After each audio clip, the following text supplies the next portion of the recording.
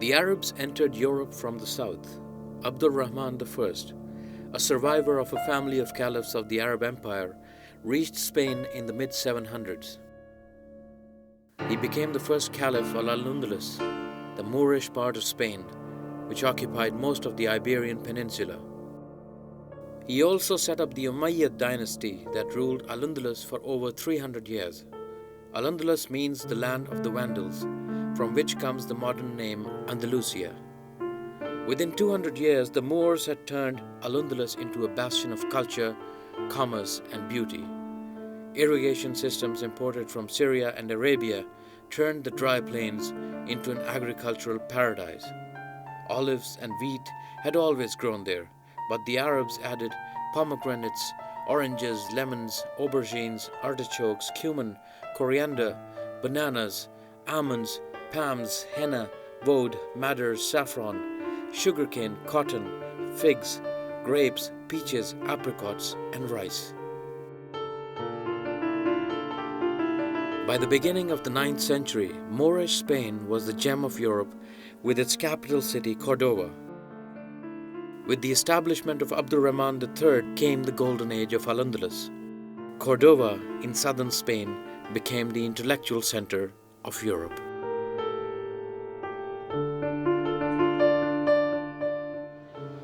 Now, in the period when science is traversing between, let's say, philosophy and religion, and then the case for astronomy is built up, what use was astronomy at that time really for all of these things apart from praying?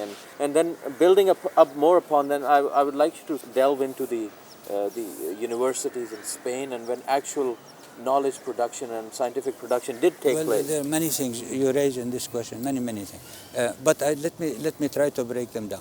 Let me first talk a little bit about, we talked already about the relationship of religion requiring science to solve specific problems, and we gave the example of the prayer time and the direction of prayers and all of that. On the other hand, there were many other subsidiary problems related to that, and those Islamic civilization grouped them together and created a new discipline called Ilm al-Miqat.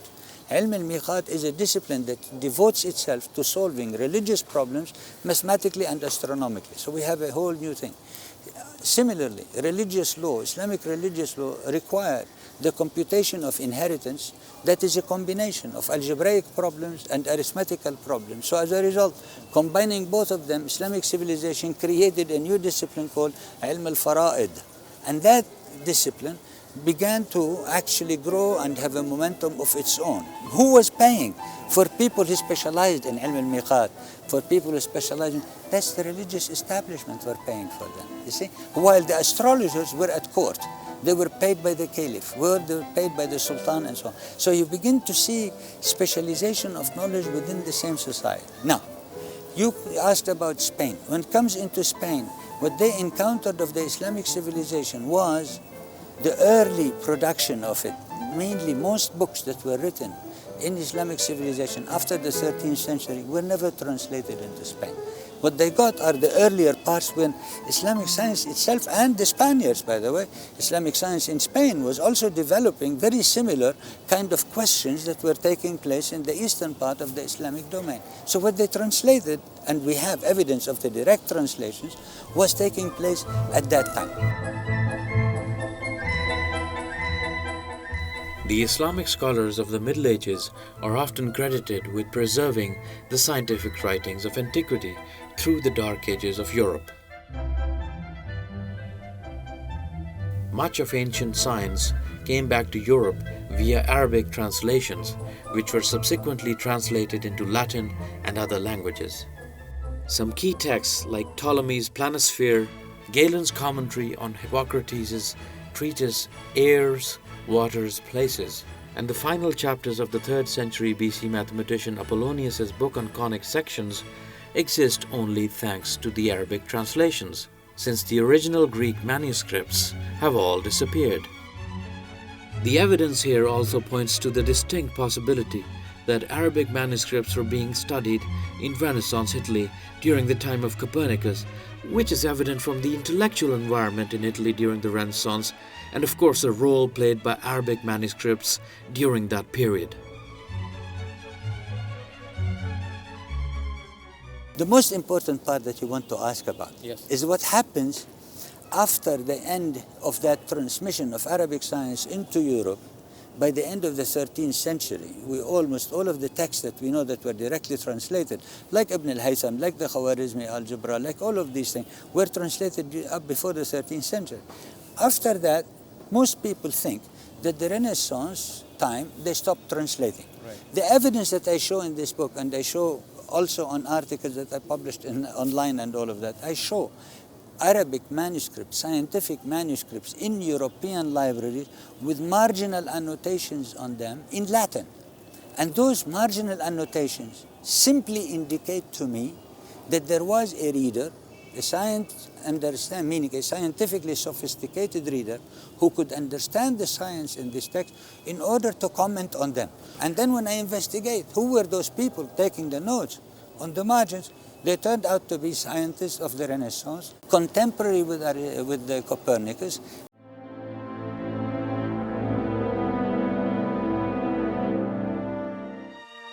In one of historian James Burke's works, titled Connections, he describes how the Moors thawed out Europe from the Dark Ages.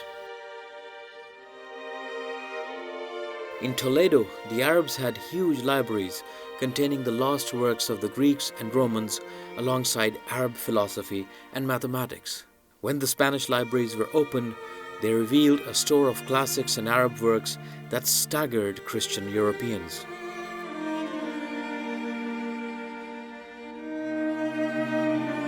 And those are the ones who were bringing Arabic, Islamic science into Europe at a stage without translation anymore. So you have a whole new way of transmission that we didn't know it existed before we investigated this new approach that happens during the Renaissance. And that's why in this book I call it "And the Making of the European Renaissance." It's Islamic science and the making. It is in this making that they incorporated Arabic material in a way very similar, extremely similar to the way the early creativity of the 9th century incorporated the Greek sciences into Arabic. Very similar ways, without having to translate them book for book, line for line.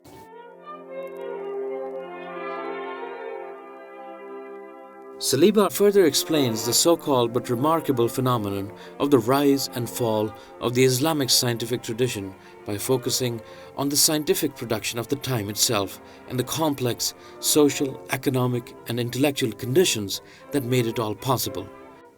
He then details the innovations by the Islamic astronomers from the 13th to 16th centuries and offers evidence of what Copernicus knew of and possibly drew from the work of Muslim astronomers. Saliba argues that the medieval Islamic astronomers did far more, actually correcting and improving on Greek astronomy by creating new mathematical tools to explain the motion of celestial objects. These tools were so useful that Copernicus appears to have borrowed them for use in his heliocentric cosmology, a feat which was to be accomplished by the Renaissance makers only if they acquired Arabic manuscripts in order to study astronomy. The more likely market, and there is much evidence to support that, was indeed the European market itself, where it was then thought that there was much science to be learned from the lands of Islam, and the key to this, of course, was a good grounding in Arabic, the lingua franca of science.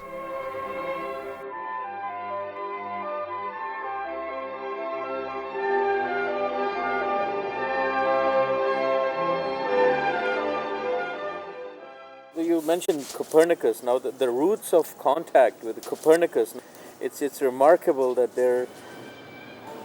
similarities between the works of Copernicus and the works of his predecessors from the Islamic world, and that have not gone unnoticed, you say, in your book. What this book demonstrates, and I really would like to underline it several times, is the following. We can now demonstrate with mathematical precision, and I mean by mathematical precision, theorem for theorem, line for line, angle for angle, that there were mathematical theorems and mathematical models that were developed 150 years before Copernicus in the Islamic world by people like Muayyad al-Din al-Urdi, Nasir al-Din al-Tusi, Ala al-Din Ibrahim ibn al-Shatir. Those people developed mathematics, as I said, to solve the problems that I told you earlier about, the problems of the faults of the Greek cosmological representations. The story begins with the work of Nicolaus Copernicus around 1500 AD. Copernicus was the first modern astronomer to propose a heliocentric model for the universe. This was a problem for him because the geocentric model of Ptolemy had been adopted as doctrine by the Catholic Church. The 2nd century astronomer Ptolemy was able to account for the motions of heavenly bodies within the standards of observational accuracy of his day. The idea was to break down the complex observed planetary motion into components with perfect circular motions. In doing so, however, Ptolemy violated the cosmological and physical rules of Aristotle. Copernicus too was going to commit a violation, inspired from some astronomical texts in Arabic, and the resulting secret was to be kept till he was close to his demise, guilty of committing blasphemy against the approved version of the heavens and the celestial bodies prescribed by the Church. Not only was the Church very powerful, Copernicus was a Church canon, so he was scared. He was a very cautious man, so much so that he didn't officially publish his book on the heliocentric model until he was on his deathbed. The reason we don't know, and we have no clue whatsoever of how Copernicus knew about this material, but the reason we can tell that he must have known about this material is strengthened by 2 basic facts. In one of them, he uses a proof of a mathematical theorem in which he makes a mistake by misreading a specific alphabetical letter. For example, he misreads the letter Fa, the letter Zain for a Fa. And you know that in Arabic as well as in Urdu, Zain and Fa are very similar. Yeah. So he misreads it. And that, when you catch somebody making a mistake, then it strengthens your argument that he was indeed borrowing.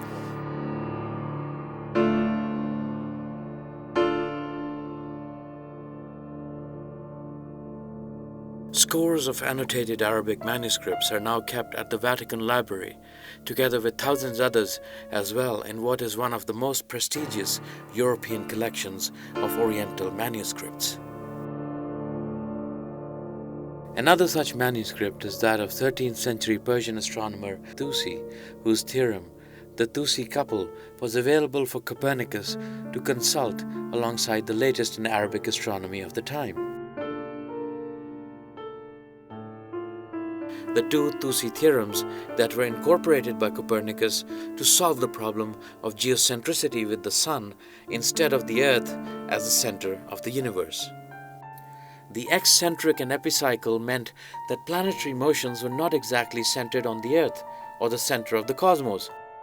In direct opposition to Aristotle and to Ptolemy, who enunciated the details of the geocentric system based on the celestial phenomena, Copernicus proposed that a rotating Earth, revolving with the other planets about a stationary central sun, could account in a simpler way for the same observed phenomena of the daily rotation of the heavens.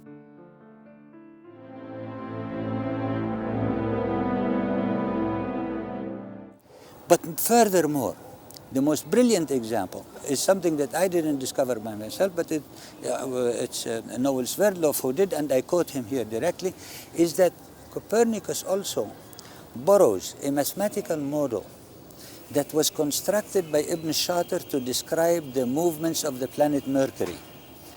Ibn Shatir describes that movement perfectly mathematically correct.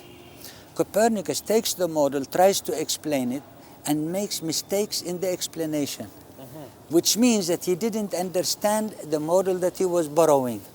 This is also the most concrete evidence that we can actually have to say that here we have a person who is playing or incorporating an idea that he doesn't yet fully understand how it works. And hence, that idea could not be his own creation. Okay. Now, but the same breath, we should never underestimate the work of Copernicus by inventing a new concept that no Muslim astronomer that I know of from whom he borrowed has ever developed, namely the concept of heliocentrism, i.e. the concept of the sun being the center of the world and not the earth the center of the world. That shift has problems of its own, especially for people at the time for Copernicus. We don't have a solution. I don't have a solution as to why Copernicus made that shift, because it's only understandable after Newton, that comes 100 years later.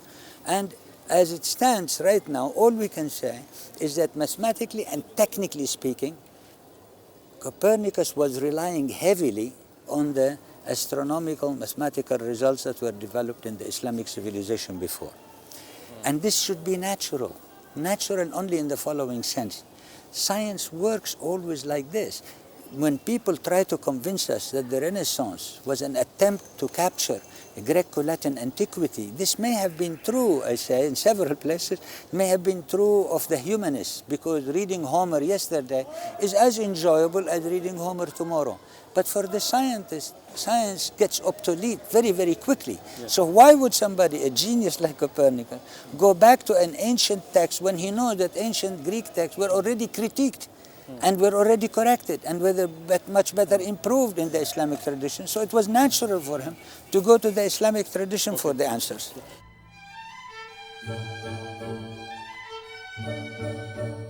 A sheer accident in 1957 brought to the attention of Otto Negebauer, who was then working on the mathematical astronomy of Copernicus, a text that contained the theoretical astronomy of the famous astronomer from Damascus, Ibn al-Shatir.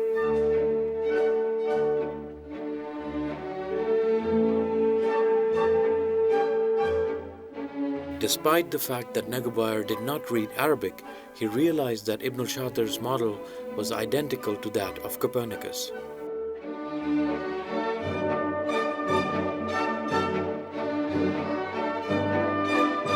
Naturally, such a finding jolted the scholarly community somewhat, for up till then, the prevailing belief was that Renaissance science, unlike its medieval counterpart, was considered to be a European self-contained creation. There are other possible routes of knowledge which have not yet been explored at all, and thus have not been discussed in terms of the question of transmission routes in particular. The reason why no one had ever thought of these routes before has to do with our widely held contentions about the nature of intellectual life during the European Renaissance and the assumption of the almost complete and autonomous growth of modern science from that period onwards to classical Greek heritage.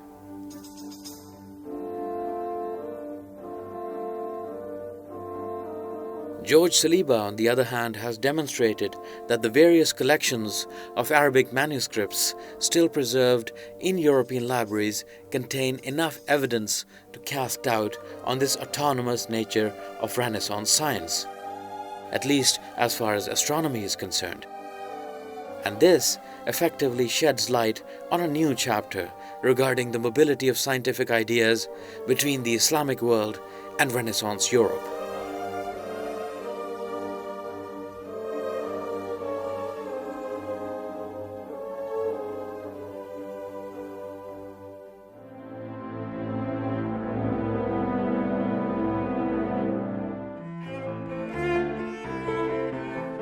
Saliba has shown new evidence for the paths of the transmission of Arabic science into Europe most clearly in the work of Copernicus.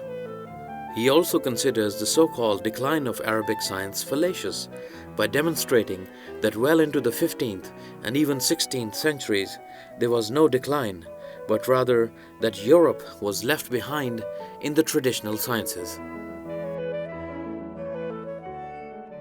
Now, what really constituted the ulama at that time? I mean, we right now we have a problem.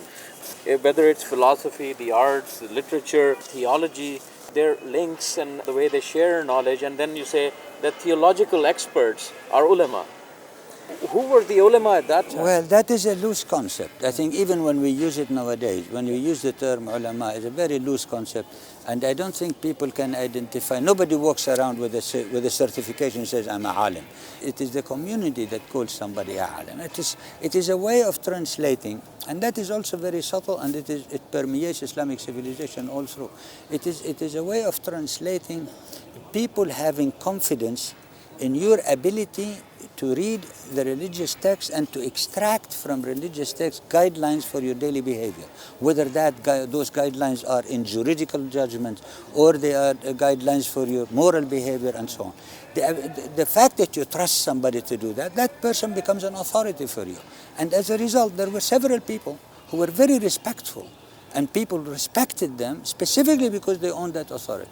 Hence, those constituted in the minds as the people who are knowledgeable, and that's where the term alim comes from after all. In the scientific realm as well? No, the scientists never were called ulama. They were never referred to in that terminology, except if they were referred to, they simply meant at that time that they were good investigators, but not that the moral judgment that is usually attached to the term alim that we use. First, the term itself is not continuously used and it doesn't designate a specific class, and it becomes only in modern times to mean a specific pressure group.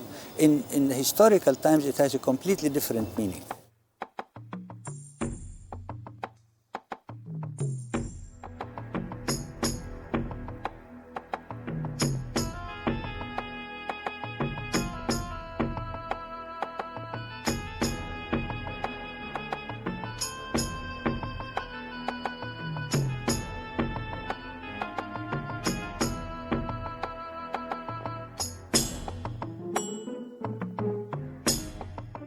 Delving in wisdom and philosophy, they say, requires the ambitious resolve of a man. It is to unsheath the thought in the face of two worlds. That's not my words, that's words of Iqbal.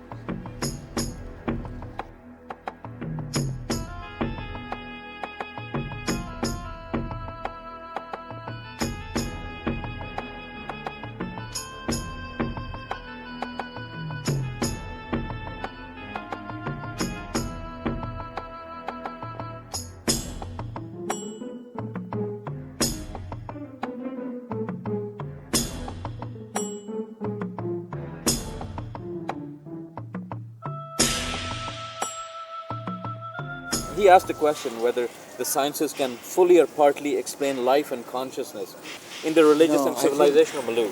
How does this relate to his question? I think he was getting at something considerably more subtle. I think what he was trying to say is that if you ever want to begin to think of this overlapping or conflict theories, say, between science and religion and all of that, the age of reason gave us the false hope that science can solve all of our problems. And I think what Iqbal was trying to say, that it is false hope, that there were indeed the human need, and the human being requires solutions and requires answers of anxiety, of spirituality, of all of this, that science cannot answer. And in scientists themselves, by the way, when you ask a physicist, do you know how to dissect the concept of love, the concept of freedom, the concept of generosity? They say, no, this is not my business. So in other words, these wisdom that you refer to, these cultural traits, these spiritual needs, these moral guidelines, all of the scientists do not play in that. And I think Iqbal was trying to advise that you should not mix the two, and you should not think that science will solve all your problems, including your religious.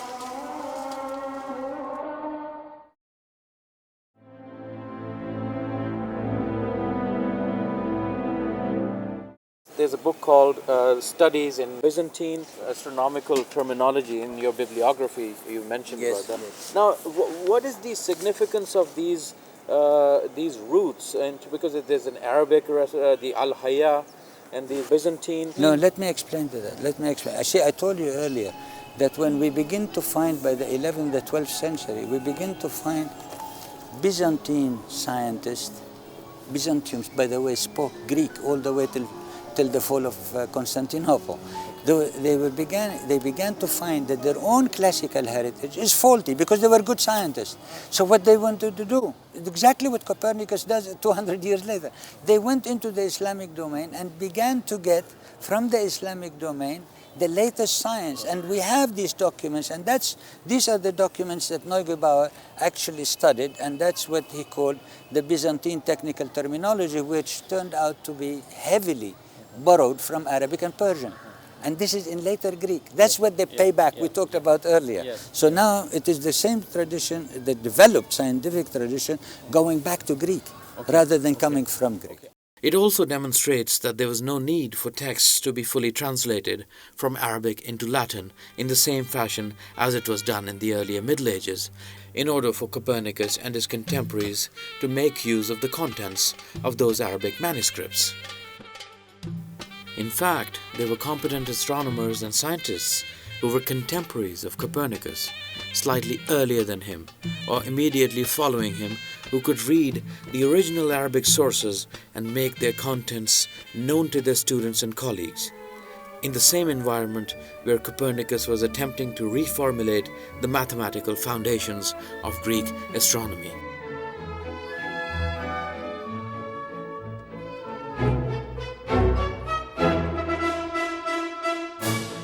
The situation was apparently not too different from the situation the Greek Byzantine scientist found himself in towards the beginning of the 14th century, where he could report back into Greek what he found in Arabic and Persian scientific texts, and thus blur the borders between Greek science and Arabic/Islamic science.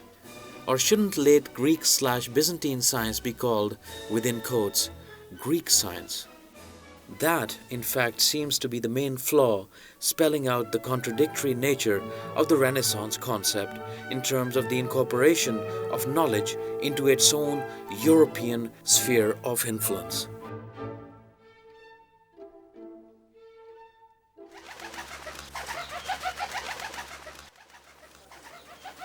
The golden period of Islamic excellence in science, in areas in philosophy, in medical science, name it.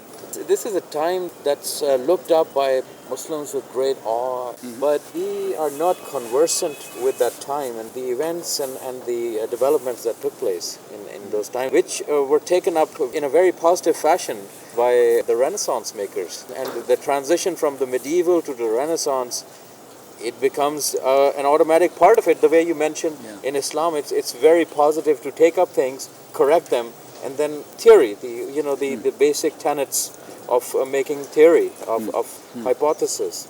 So is that, you see that present?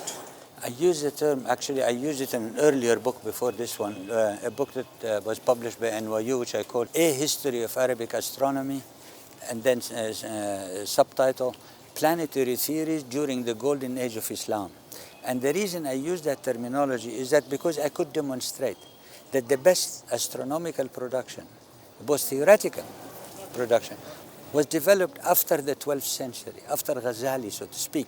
That was partly in response to all those Orientalist thinking that tell us that Islamic science was killed with the book of Ghazali that's called Tahafut al-Falasifa. I wanted to show, and in this new book I demonstrate, almost discipline for discipline, that when we look at the scientific production that took place after Ghazali, anywhere between the 13th up to the 16th century, we find a much more sophisticated science than the science that happened before. Right. Now, that doesn't answer your question as to why or how does modern people now look at that golden age and how do they react to it? Yes. Well, no, it's not that. We did have a golden age, but I say the golden age is placed after Ghazali, and then it will throw a kind of misunderstanding of what we understood by the age of decline, because everybody has convinced us that Ghazali killed the science. There you go. That's where the problem, I think, relies. But in the modern period, I think, from this whole historical example, what we should learn is that when science was developing during the Islamic civilization, it continued to develop all the way to the 16th century, and a book like that of Ghazali could not stop it. You see, that's what we should hold the brakes on it.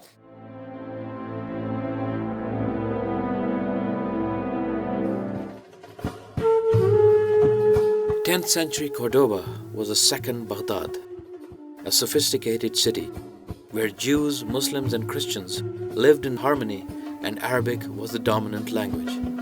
Learning Arabic the way we learn English today was a perfect way to embrace cultural and knowledge-based advancement.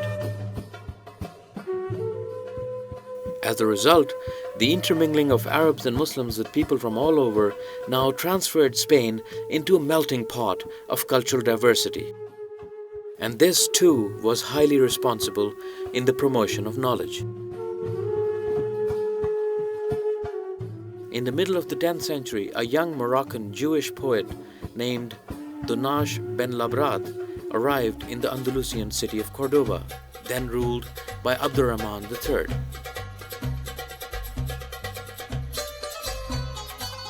Donash had studied in Baghdad, then considered the most spectacular city in the world, at the Babylonian Jewish Academy of Sura, where he was taught a keen appreciation of Arabic and its notion of fasaha, meaning radiance and clarity, as well as its importance for the understanding of Hebrew scripture. Everyone, including the Jews, spoke Arabic, adopted native dress, and worked side by side with their Muslim neighbors. Donash bin Labrat, settling in Cordoba and adapting the inflections of Arabic poetry to his native Hebrew, declared, "Let scripture be your Eden and the Arabs' books your paradise grove." According to Peter Cole, by the mid-10th century, Jews, Christians, North African Berber Muslims, and Christian converts were competing with the Arabs themselves for mastery of that most beautiful of languages, which became both the lingua franca of Al-Andalus and the currency of high culture.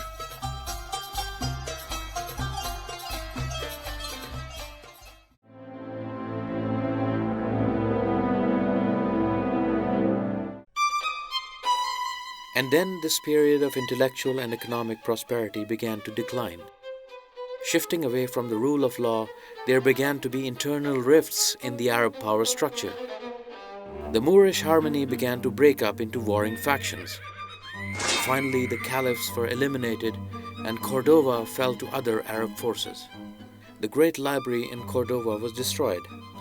Nevertheless, true to their Islamic traditions, the new rulers permitted the books to be dispersed, together with the Cordovan scholars, to the capital towns of small emirates. The intellectual properties of the once great Al-Andalus were divided now among small towns. Now, of course, the bigger question is what happened after the 16th century. If I say that by the 16th century we have this apex of golden production, then what happened after? Then you are asking about the last chapter of this book, in which I deal with the concept of the age of decline. And that, I think, is a new way of looking at things, that we should not attribute it to Ghazali, but we really should attribute the age of decline to completely different phenomena that is yet to be explored. And I begin to draw just the sketches of it in the last chapter that I call The Age of Decline, Fecundity in Astronomical Theory, if you notice in that last chapter. If one was to compare scientific production in the world of Islam, China, and what is now Europe, just about the beginning of the 16th century, one would notice that all three were almost at an equal level. 2 centuries later, that comparison begins to weigh more heavily in the direction of Europe. These 200 years, roughly between 1500 and 1700, witnessed the creation of one scientific revolution after another in Europe, and a remarkable period of scientific discovery and practice traversing into the present epoch.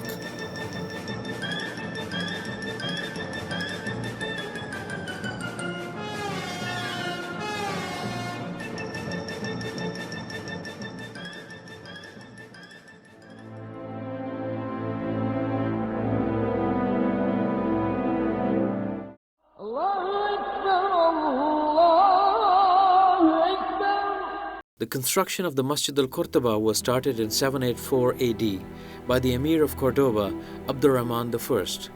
Completed in over 2 centuries, and with the addition of holy Islamic relics of great religious value, the mosque became a major Muslim pilgrimage site from among more than 1,000 mosques in Cordoba until the year 1236, when Cordoba was captured by King Ferdinand III of Castile, and from then onwards it was used as a cathedral for Christian worship.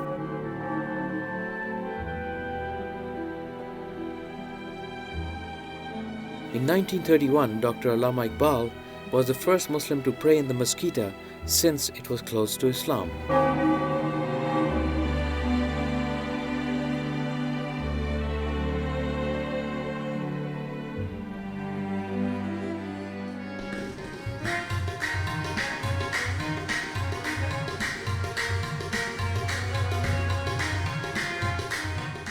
As far as I'm concerned, the Golden Age is produced, I repeat, every time you have scientists urged and creatively challenged to compete with other scientists, and they were constantly producing new knowledge.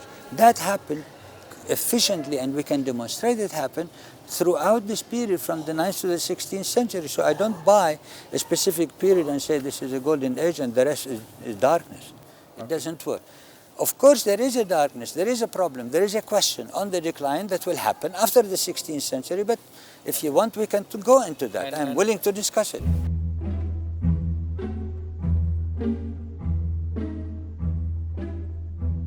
While the Western world nibbled away at the edges of the Islamic, it remains quite interesting that during that period, which is spread over a few centuries, Europe never bothered to give credit to the Muslims after acquiring knowledge in the areas of science, technology, philosophy, law, and jurisprudence, and in fact almost every aspect of life, society, and better living.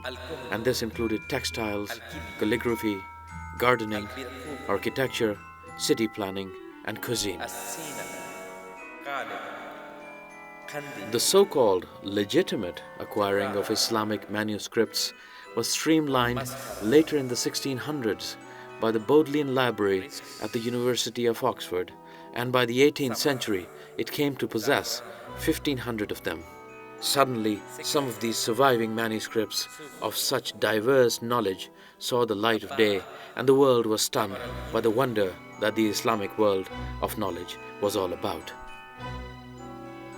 But as far as the end of the Golden Age and decline goes, a kaleidoscope of factors was responsible for what may have caused the lopsidedness of scientific production in the Islamic world, and practically the end of it by early modernity.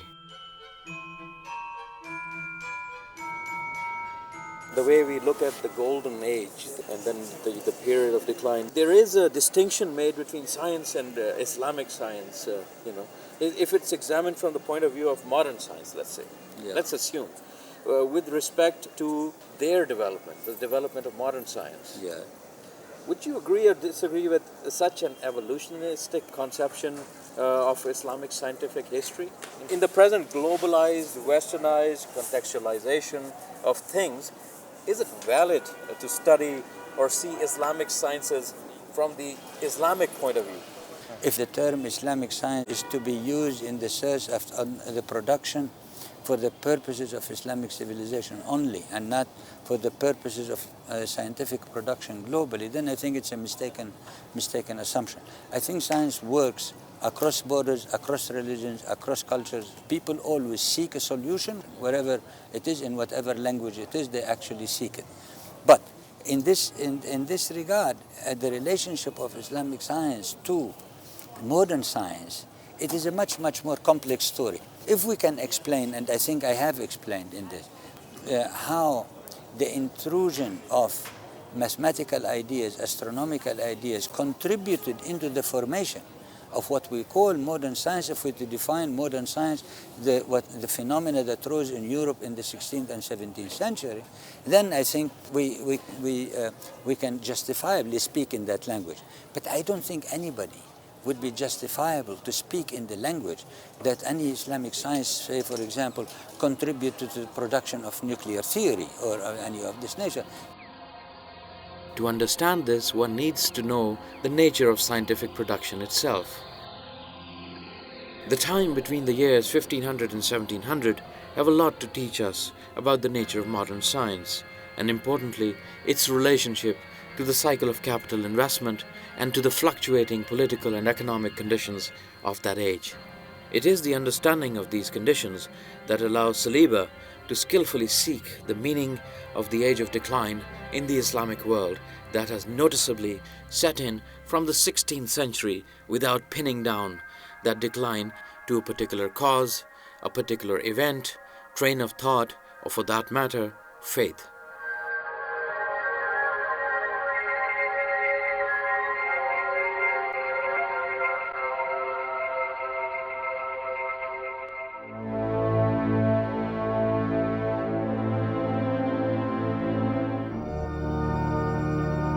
Once Christian armies began to retake Spain and the Crusaders returned from the Middle East over the course of the 12th and 13th centuries, Western scholars began a dogged search for Arabic texts. Some key Arab and Persian documents, such as Al-Hazin's Kitab al-Manazir or the Book on Optics, and Al-Khwarizmi's Book on Indian Calculation, lost in their Arabic editions, have survived thanks only to Latin translations. How would you explain periodization or the relation of science to the general intellectual and social environment of the age or an age? Because there were people who actually spoke of the incorporation of the Greek tradition into Islamic tradition that we talked about. They spoke about it as a period of translation, a period of assimilation, a period of creativity, and a period of decline. I use that terminology to refute this kind of thinking by demonstrating that as the Greeks, as I told you earlier, as the Greek sciences were being translated, they were being created at the same time. They were being critiqued and a new science was being constructed. So we cannot draw those periods, we cannot draw those lines and say this is a period of translation and only, nothing else is happening, or a period of creativity. The organism of science, at least the way I see it, does not seem to grow like that. And it does not allow itself to stop because now we finished the year 1200 or something of that nature. I see a continuity of production. Okay. And over a long period that goes all the way from the 9th to the 16th century. What happened in the 16th century? This tremendous shift in world organization, world trade, world political power. Europe had long enjoyed a safe land passage to India and China as sources of valued goods. But Columbus initiated the search for a shorter western sea route to the so-called Orient. Columbus had difficulty obtaining support for this since the Europeans thought that the earth was flat. However, before Columbus, in the 12th century, Muhammad al-Idrisi had already made an elaborate world map for Roger II, the King of Sicily, a map which divided land masses and oceans into 7 equal climatic zones and had much more detail on northern Europe, northern Asia, and the islands of what is now Indonesia. In 1485, Columbus presented his plans to John II, King of Portugal, the Italians, and Henry VIII of England, but finally committed himself to Ferdinand II and Isabella I of Spain, who received Columbus in Cordoba to officially fund his exploration, resulting in the European colonization of the New World and thenceforth the European Renaissance. After conquering the last Muslim emirate of Granada in 1492, King Ferdinand II of Aragon and Queen Isabella I of Castile ordained Columbus to discover new lands. It's not accidental, by the way, that between the year 1500 and the year 1550, the Islamic world was split into 3 major empires rather than being one empire. It split into the Ottoman Empire, the Safavid Empire, and the Mughal Empire, of whose signs we see right around us.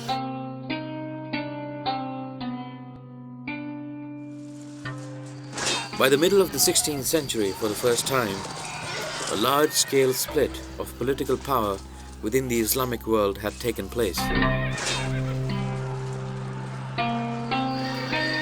The split produced 3 great Muslim empires. The Safavid Empire, 1502 to 1736, the Mughal Empire, under whose architectural shade we now converse, 1520 to the middle of the 18th century, and the last and the longest lasting empire, the Ottoman, 1453 to 1920.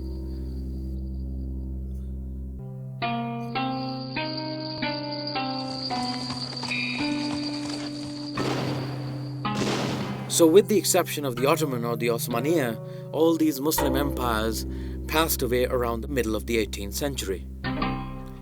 So that usually does not come all by itself. It came because of this world shift. The whole world was reorganized after 1500.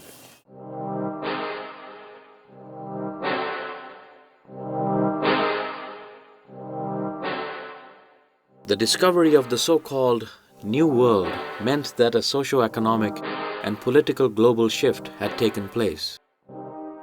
And this shift was dependent largely on the westward orientation of European exploration, trade, and access to untapped natural resources. A dynamic overall strategic position vis-à-vis the rest of the non-European world, and massive human slave labor from Africa.